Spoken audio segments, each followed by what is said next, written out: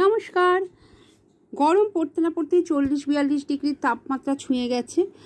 এবার এই যে এত গরমে নিজেদের কি করে সুস্থ রাখতে পারি সেই উপায় নিয়ে আজকে আবার এলাম। আমাদের ঘরে কাঁচা ছোলা প্রায় সকলে রাখি আমরা। যদি কেউ নাও রাখেন, এই গরমে কিন্তু কাঁচা ছোলা সকলে ঘরেতে রাখবেন। এটা সহজলভ্য এবং সহজেই পাওয়া যায়।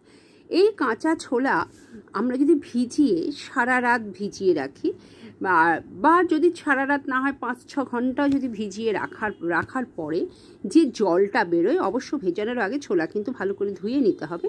তারপরে ছোলাটা ফুলে ওঠে এবং যে জলটা বেরোয় সেটা একটা হলুদ বর্ণের জল বেরোয় এবং এই জলটা আমাদের শরীরের পক্ষে খুব উপকারী।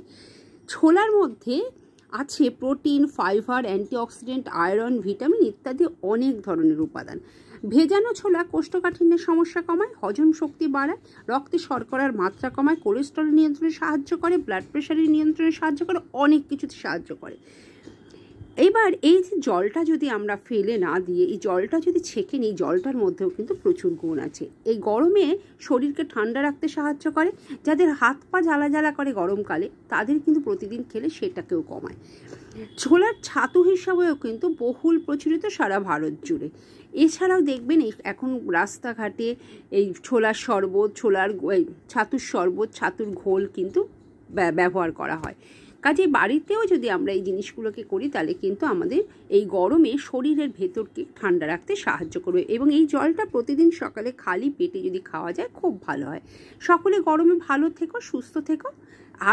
পরবর্তী ভিডিও নিয়ে আসবো গরমকালে নিজেদের ঠিক রাখার জন্য। টাটা।